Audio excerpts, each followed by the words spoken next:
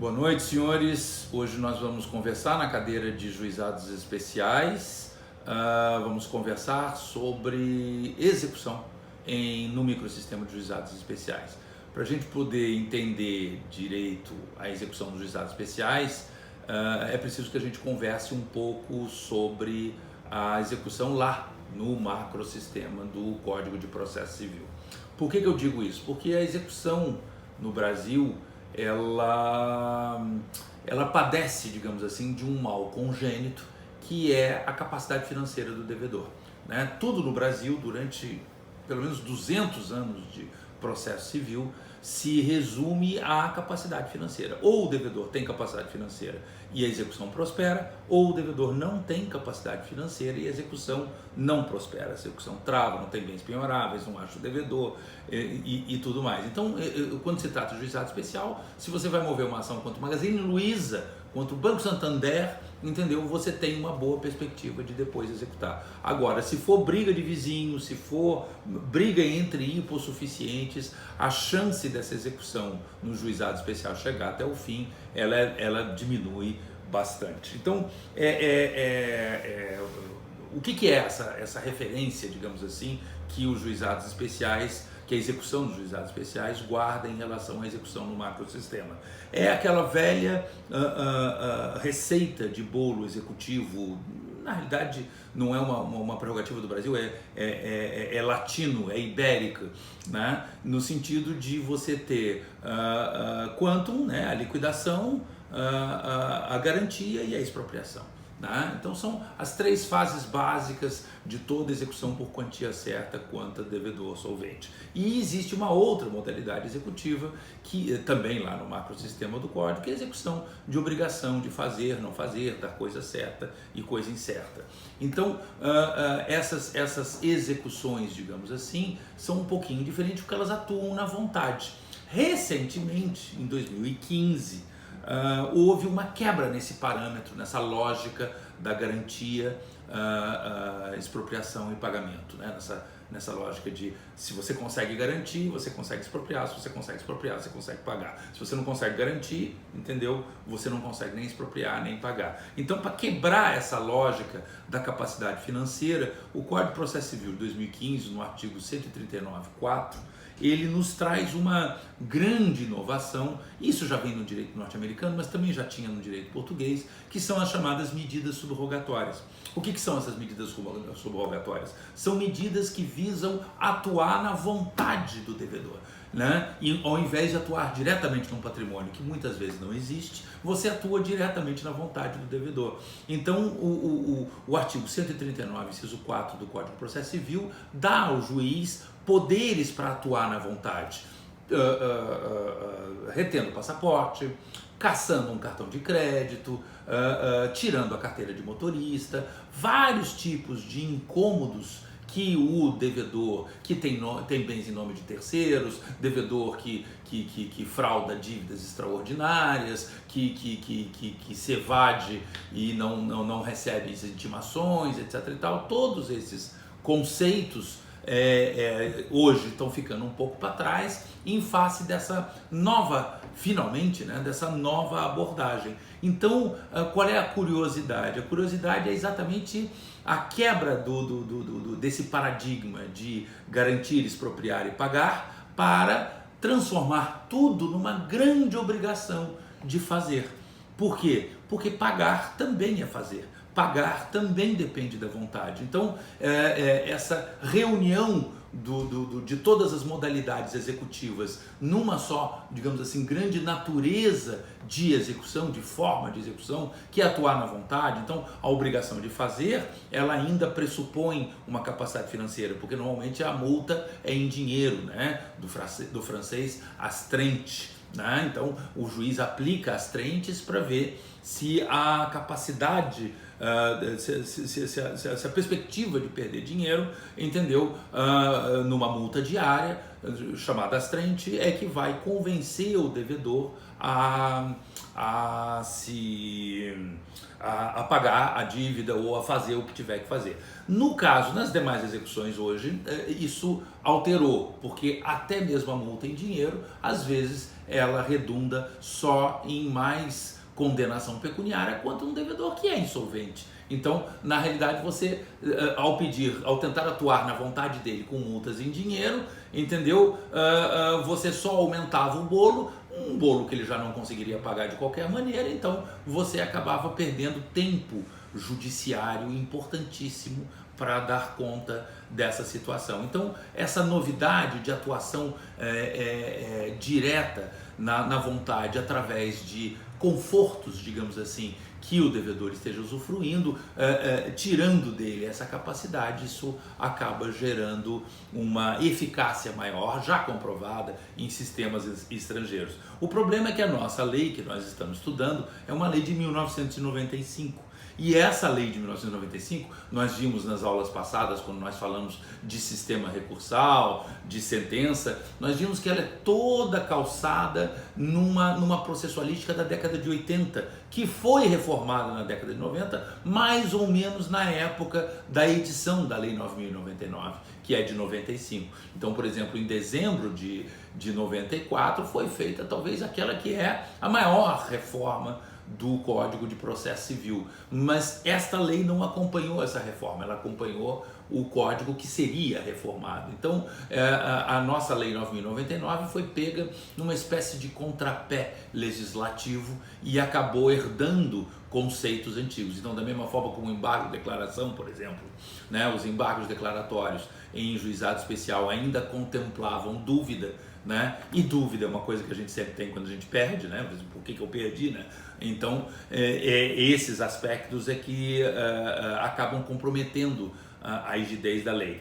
Qual é o lado bom, né? Na execução, ali nos artigos 53, 52, 53 e 54 da Lei de Juizados Especiais, já terminando a parte cível da lei, o que é assim, fundamental para vocês entenderem é que é o único momento em toda a Lei 9.099 em que ela se reporta expressamente a aplicabilidade do Código de Processo Civil. E nesse caso, em função desse contrapé, acaba sendo uma boa notícia. Se vocês forem no texto da lei da 9.099, vocês vão ver essa referência expressa, que é o que salva. O que antes comprometia acaba sendo exatamente o que acaba salvando a lei por conta dessas inovações. Hoje, por incrível que pareça, o Código de Processo Civil é mais moderno, é mais eficaz, é mais eficiente, mais rápido do que uma lei que preconiza um procedimento sumaríssimo, com esse sufixo em superlativo assim mesmo, e acaba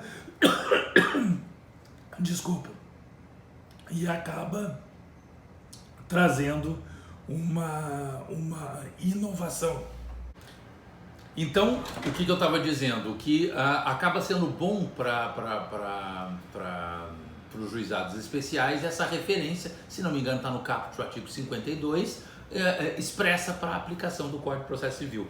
Então, eu diria para vocês, primeiro aspecto fundamental, e praticamente o elemento salvador é o caput do artigo 52, que faz essa referência, e ao fazer essa referência, claro, ele se referia ao Código de Processo Civil antigo, mas uma vez que nós temos um Código de Processo Civil novo, faz referência, então você já pode aplicar nos juizados especiais as medidas subrogatórias do artigo 139, inciso 4. Então, essas sim são infinitamente mais eficientes, mais rápidas e mais consentâneas com a lei de juizados especiais.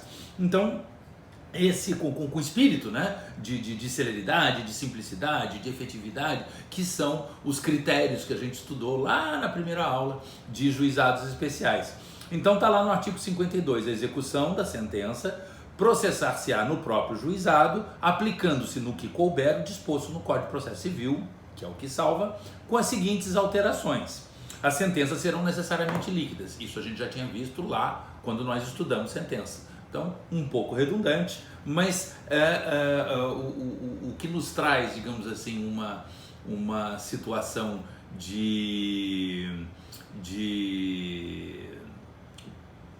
nostalgia, eu não digo nostalgia, mas pelo menos a gente vai achar graça em olhar para o passado e ver o quanto essa maldição da capacidade financeira gerou problemas, porque vocês veem que logo os incisos, tudo se refere a cálculo, a valor, né? Tudo na processualística civil durante 200 anos partia dessa premissa que hoje a gente vê que não é muito eficiente, né, da capacidade financeira. Então, sentenças serão necessariamente líquidas de quê? Valor, quero cobrar. Os cálculos de conversão de índices, de honorários, juros e outras parcelas serão efetuados pelo servidor judicial, que é o contador, né? Por quê? Porque vocês têm que lembrar que existe aquela hipossuficiência de 0 a 20 salários mínimos, onde a própria parte não precisa contratar um advogado, só que essa parte é uma hipossuficiente, não vai saber fazer os cálculos. Mas, de novo, cálculo, valor, né? Garantia. A intimação da sentença será feita sempre que possível na própria audiência. Faça-me rir. Lembre-se sempre que a lei fala de algo que não acontece na vida real. Então, você ter a ciência da sentença na própria audiência, você pressupõe que é aquele procedimento, esse sim, sumaríssimo, de pedido e conciliação, e uma segunda parte com conciliação, a arbitragem, se for o caso, contestação, instrução, julgamento e ciência da sentença. Então, quer dizer, isso não existe, né? Normalmente esse segundo ato é subdividido em pelo menos 3 atos na vida real de hoje, né? Então, será feita sempre que possível na própria audiência em que for proferida. Nessa intimação, o vencido será instado a cumprir a sentença tão logo ocorra o seu trânsito em julgado e advertido dos efeitos do seu descumprimento. Não cumprida voluntariamente, a sentença transitada em julgado e tendo havido solicitação do interessado, portanto começa tudo de novo, que poderá ser verbal, proceder-se-á desde logo à execução, dispensada nova citação. Nos casos de obrigação, e aí é que vem começam as partes engraçadas, quer dizer, além do valor você ainda tem as obrigações de entregar, fazer ou não fazer, o juiz na sentença, isso é genial, prestem bem atenção nisso, na sentença ou na fase de execução, combinará a multa diária. Então, o cara não está conseguindo fazer o serviço porque está sem dinheiro, não consegue consertar o carro, não consegue pintar a parede, não consegue trocar a lâmpada, não consegue porque está sem dinheiro com estoque ou para poder funcionar aquilo. Combinará a multa diária arbitrada de acordo com as condições econômicas do devedor, mas assim, que seja R$50, que sejam R$15, que sejam R$20 por dia. Entendeu? Para o hipossuficiente, entendeu? Isso é muito dinheiro, entendeu? E se você multiplicar isso por 10, 15, 20, 30 dias, você aí, não importa se era, a partir de um determinado momento, né, um grande economista austríaco chamado Joseph Schumpeter, ele falava em que momento o devedor perde a sensibilidade da dívida, né? Que é quando ela se torna impagável, entendeu? Então, dever algo que é pouco impagável ou muito impagável, para o devedor para o qual é impagável, não faz a menor diferença, porque ambas terão o mesmo destino, a sua mais profunda, o mais profundo pouco caso do devedor em relação ao seu conceito de dívida. Isso é uma coisa que nem precisaria ser economista, basta você conhecer um pouco da natureza humana. Não cumprida a obrigação, agora que vem a parte engraçada. Então, o juiz arbitra de acordo com a capacidade financeira. Ah, mas é um dono de uma oficina pequena lá, perto da comunidade, entendeu? Tudo bem, então que sejam R$10 por dia. Depois de 60 dias, entendeu? Serão R$600, entendeu? Então, isso para uma pessoa num país miserável como o nosso, num país de terceiro mundo, você tem já aquele conceito de ultrapassar o limbo e se transformar em algo impagável. Mas isso não é nem mais o importante. O mais importante é isso que vem agora. Não cumprida a obrigação, porque ele não tinha dinheiro para comprar a tinta, o pincel, o virabrequim, sei lá o que ele vai consertar. Não cumprida a obrigação, o credor poderá requerer a elevação da multa ou a transformação da condenação em perdas e danos. Então você vai lá, o cara não cumpriu porque não tinha dinheiro. Aí você vai lá, o que você faz? Eleva a multa, entendeu? Então não são mais, olha, o senhor já está devendo R$ 600, mas agora vai ser R$ 20 por dia. Se ele já não tinha como pagar os 600, agora ele não terá como pagar os 1.200, entendeu? Que já somados com 600 já dão 1.800. Então a coisa vai se... essa ficção, acho que essa é a palavra mais certa, né? Essa ficção que às vezes a lei, o legislador processual nos traz, no sentido de que uma pessoa vai se importar realmente de dever R$ 2.000, 2.200 ou 2.000 ou 1.500. Para ele não faz diferença, nenhuma das três ele tem dinheiro para pagar. Não cumprida a obrigação, o credor poderá requerer a elevação da multa ou a transformação de toda a condenação em quê? Em perdas e danos. Mais dinheiro, entendeu? Em perdas e danos, que o juiz de imediato arbitrará. Então você já está devendo R$ 1.800 porque você não cumpriu a obrigação 2 vezes, né? E agora ele vai converter a pintura das paredes em perdas e danos. Aí vai dar tinta, vai dar não sei o que, mais R$ 2.000. Você não tinha dinheiro para pagar a primeira multa, não tinha dinheiro para pagar a segunda multa, e agora o juiz arbitrou as perdas e danos que você também não tem dinheiro. Então você tem o quê? Você tem uma enorme ficção científica, né? Seguindo-se a execução por quantia certa, incluída a multa vencida de obrigação de dar, quando evidenciada a malícia do devedor na execução do julgado, né? Ele não é malicioso, ele só não tem dinheiro, entendeu? Ele mora num país de miseráveis. Esse é o problema de você aplicar um conceito de um país rico dentro de um país pobre, né? Aí o inciso 5º, na obrigação de fazer, o juiz pode determinar o cumprimento por outrem. Isso é mais engraçado ainda. Então, era uma pintura específica ou era uma mecânica específica. Então, tudo bem. Então, faz o seguinte, a outra mecânica é que vai fazer. Fixado o valor que o devedor que não tinha dinheiro para pagar a primeira multa, que não tinha dinheiro para pagar a segunda multa, que não teve dinheiro para pagar as perdas e danos. Então, fixado o valor que o devedor deve depositar para as despesas sob pena de multa diária. De novo!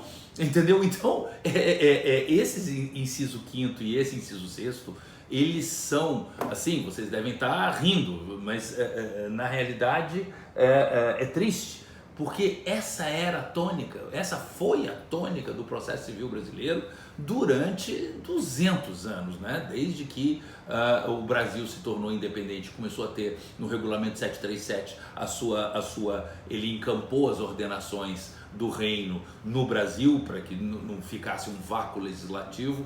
O Brasil se torna independente, mas encampa, né, através do regulamento 737, ele acaba encampando as ordenações do reino no Brasil. Então, desde que o Brasil se tornou independente em 1822, você tem essa sanha patrimonialista da execução, e vocês estão vendo aqui que isso no juizado especial beira o ridículo, né? Então você tem uma obrigação de fazer. O que é? Pintar uma parede. Quanto é que custa? R$300. Qual é a multa diária? Concetânea com a capacidade das partes. R$10. Já virou, sei lá, R$600. Daqui a pouco vira R$1.200. Daqui a pouco converte em perdas e danos. Já vira R$2.000. Depois você vai por outro e tem que depositar mais R$1.100. Já virou R$4.400. Entendeu? E agora...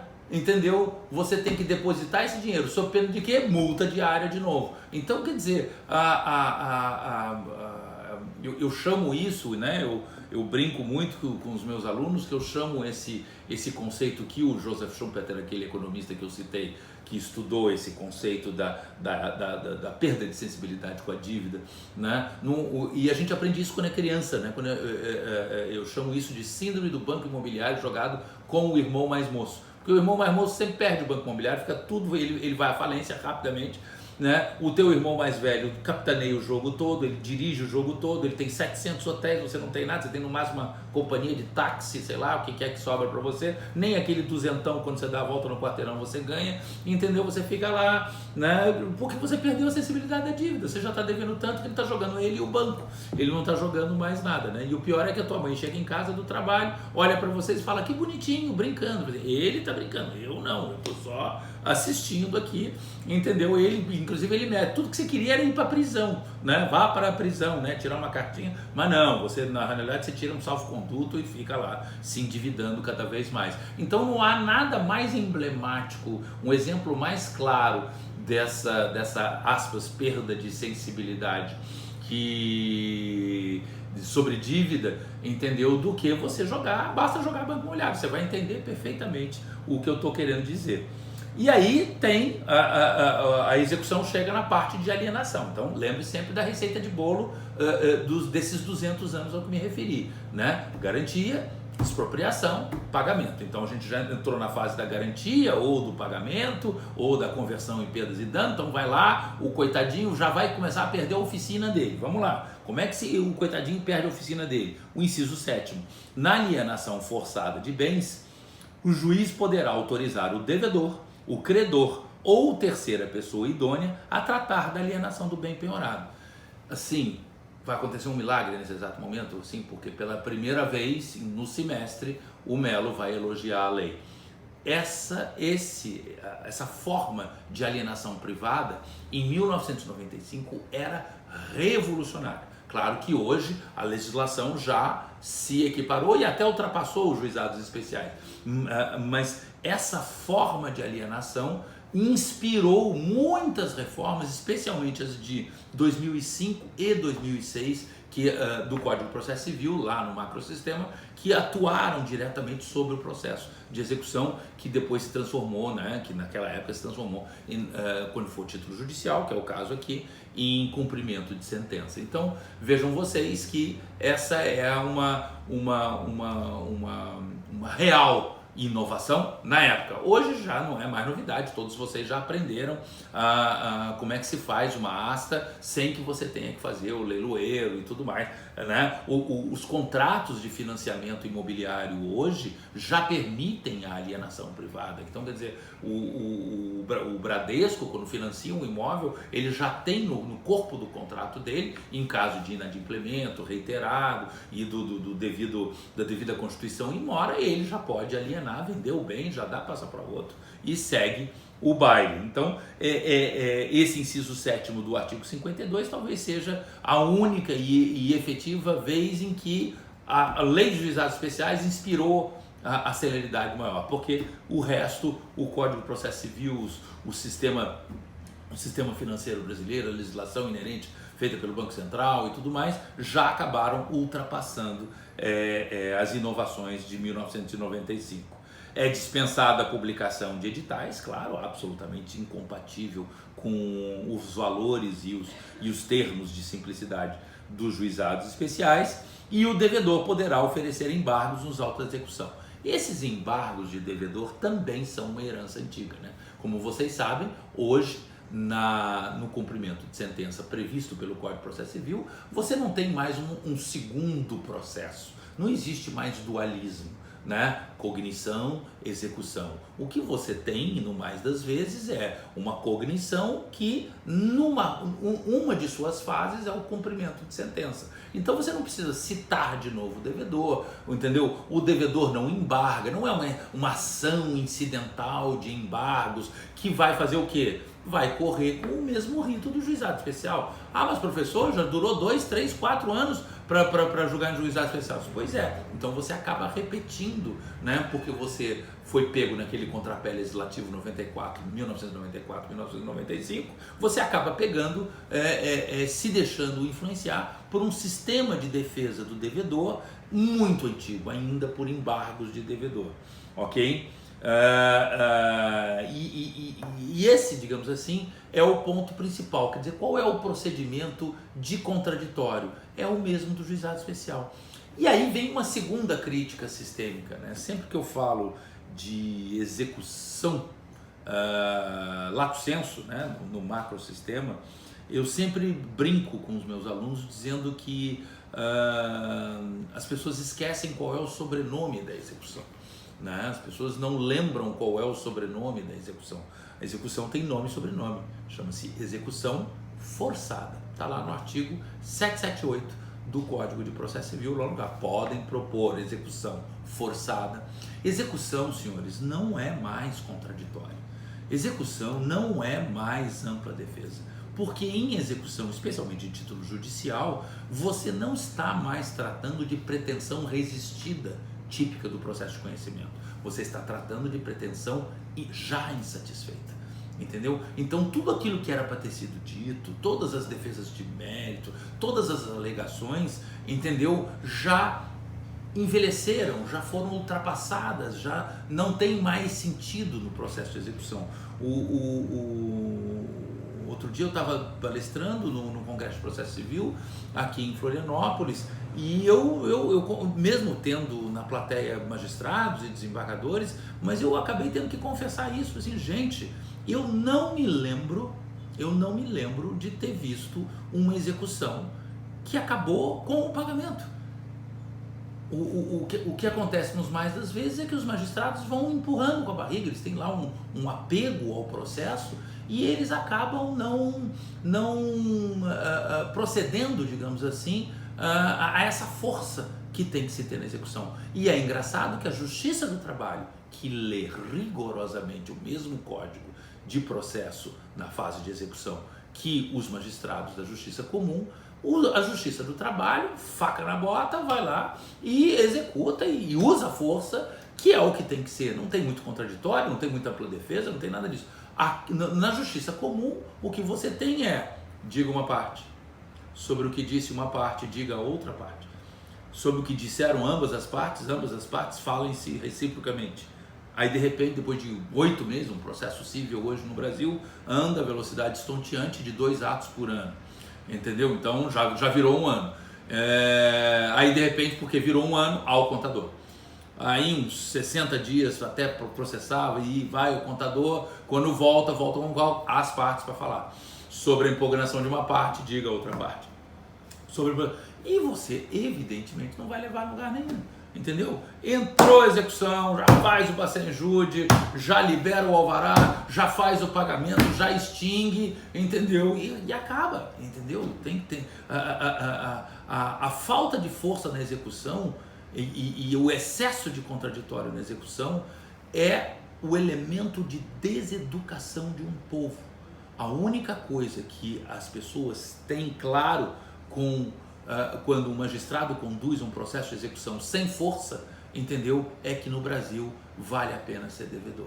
Você não educa as pessoas, você não entra no senso comum esse conceito, não, já acabou, então procura saber quanto é que você tem que pagar, vai lá, paga e vai embora para casa, entendeu? É basicamente isso, esse é o conceito. Ok? Então, e aí a coisa ganha um contorno, digamos assim, ainda mais divertido. Quer dizer, nós já vimos que a execução aqui na parte final do artigo 52 ela é totalmente voltada para a capacidade financeira. Já nos divertimos muito com as multiplicações financeiras que vão se acumulando, mas tem um conceito que fica ainda mais divertido, né, e que mostra bem essa questão que eu estava conversando com vocês. Quando se trata de execução por título extrajudicial, a capacidade financeira se torna ainda mais patente. E eu nem vou enfarar vocês tratando de novo de toda essa questão do procedimento, que na realidade repete o contraditório do juizado especial, conforme a gente já disse. Então, o procedimento de contraditório, como se a execução não tivesse essa força que ela deveria ter, né? E para piorar a situação, você tem ali no artigo 53, que fala da execução extrajudicial. Então o artigo 52 trata do cumprimento de sentença, né? Execução de título judicial. Artigo 53 trata da execução por título extrajudicial. E o que tem ali? Eu não vou nem enfarar vocês com a mania do contraditório, enfraquecendo, retirando força da execução. O mais sensacional é esse daqui, parágrafo 4º.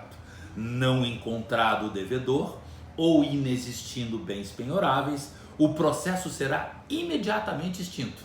Mas não se preocupe, devolvendo-se os documentos ao autor. Bom, então o que acontece é o ápice da incompetência do judiciário, quer dizer, não havendo capacidade financeira, entendeu? Tudo que você fez, tudo que você movimentou, tudo que você gerou, todas as petições que você atravessou, todas as vezes que o oficial de justiça teve que ir para a rua, todas as vezes que... Tudo, absolutamente tudo, entendeu? Se restringe a um único conceito, muito simples, entendeu? Você extingue o processo e você entrega os bens, os documentos para a parte. É como se fosse um consolo, um prêmio de consolação. Olha, não deu, tá, querido? Mas ó, toma aqui de volta o teu cheque, a tua nota fiscal, a tua duplicata mercantil, o teu protesto que você gastou dinheiro para fazer, etc e tal. Foi mal, galera, eu não consegui executar para vocês, então toma aí de volta, ó, você emoldura e prende numa parede. Então, como vocês podem ver, o código, ao ultrapassar os juizados especiais, a lei de juizados especiais, com aquelas medidas subrogatórias, e esse artigo 52 com esse caput que se reporta finalmente ao Código de Processo Civil naquilo que ele efetivamente pode ajudar. O que aconteceu? Você viabilizou a execução, qualquer execução em juizados especiais, não por aquilo que está escrito aqui, mas pelo fato dele ter remetido para lá. Então vocês podem tranquilamente pedir para tirar o passaporte, para caçar a carteira de motorista, para tirar a carteira de motoboy, sei lá o que vocês vão fazer para que pelo menos ele venha para fazer um acordo, uma coisa parcelada, uma coisa que seja suave, uma coisa que seja factível, né? E por último, né, talvez o artigo mais emblemático do juizado especial, que é agora terminando a nossa parte, digamos assim, legislativa. Na semana que vem ainda tem mais uma aula sobre as leis que orbitam a Lei 9.099, que é a lei dos juizados especiais federais e a lei dos juizados da Fazenda Pública, né? Que são leis idênticas, mas que valem também, trouxeram algumas inovações, que é o que a gente vai conversar na aula que vem. Mas de qualquer forma, tem esse conceito do artigo 55, que é o último aqui para fechar a parte de execução, que trata das despesas, as despesas processuais, né? Vocês sabem que no juizado especial vocês têm direito a uma instância sem que haja um custo financeiro. Então você não tem custas iniciais, você não tem custas do oficial de justiça, você não tem custas de intimação, correio, postagem, intimação, quaisquer outras coisas. Mas uma vez que você perdeu, você tem que saber, e esse é um outro conceito norte-americano que veio muito bem-vindo ao direito brasileiro, você tem que saber o seguinte: se você for recorrer, você vai ter que começar a pagar, inclusive retroativamente, os custos do processo. Entendeu? Você tinha direito de demandar, de investigar, de saber se você tinha ou não tinha o direito pleiteado. E uma vez que um magistrado diz que você não tem esse direito, o que acontece? Você tem que saber que de agora em diante você corre o risco no teu bolso.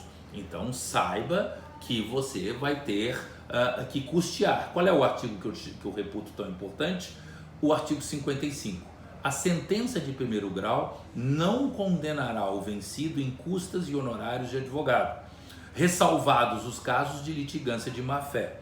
Em segundo grau, o recorrente vencido pagará as custas e honorários de advogado, que serão fixados entre 10% e 20% do valor da condenação, ou, não havendo condenação, o valor corrigido da causa. Ok? Então, apenas para vocês compreenderem que vira uma situação de risco para você. Até então, você poderia demandar o judiciário como um elemento de consulta, digamos assim, legislativa, né, para que você possa saber se você tem ou não tem direito. A partir daqui, a coisa fica séria e você pode, inclusive, sob o ponto de vista de sofrer uma execução depois, não só da parte contrária pelos honorários, mas do próprio Estado em função das custas que você deixa de pagar. Então, na aula que vem, nós vamos tratar de um último aspecto que eu acho que é importante para encerrar o semestre, que é exatamente as pontualmente 3, 4 influências que a lei de juizados especiais federais e da vara de fazenda pública, porque as legislações são muito parecidas, fizeram para os juizados especiais. Nós vamos falar sobre,